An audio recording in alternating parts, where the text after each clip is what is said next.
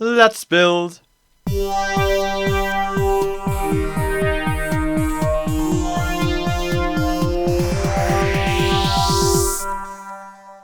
Hello and welcome to my first ever Let's Build on Minecraft. Now this is Minecraft for the Xbox 360 and I worked with my friend Robert on this project, which just so happens to be Isengard from Lord of the Rings. And as you can see here, I have already laid down the foundations for both the perimeter wall of Isengard and for the tower itself. But for now, let's build the wall of Isengard.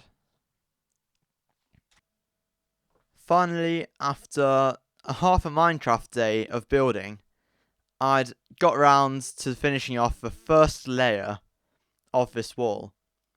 And now this is going to be a massive job, so I had to decide how high I wanted the wall to be, and then I had to spend as much time as I possibly could going around and making the wall the same height all the way around.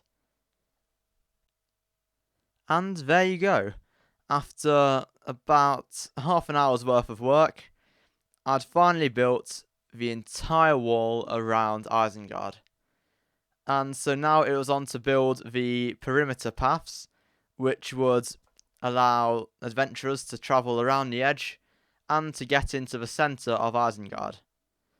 Now, whilst Robert dealt with the outside rings, I decided that I'd take on the task of building the inside path, which turned out to be far more difficult.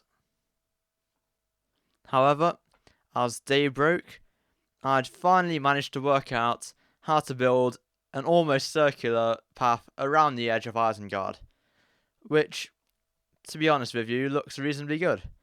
So I took the opportunity to fill in the last few blocks before moving on to the next task, which was to build.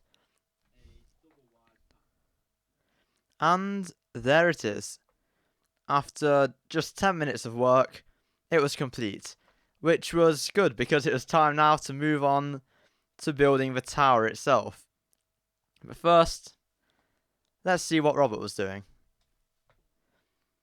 Well, whilst I was busy building the path in the middle of Isengard, Robert had been busy building the path around the edge of Isengard, which turned out really nicely again, and that was that done.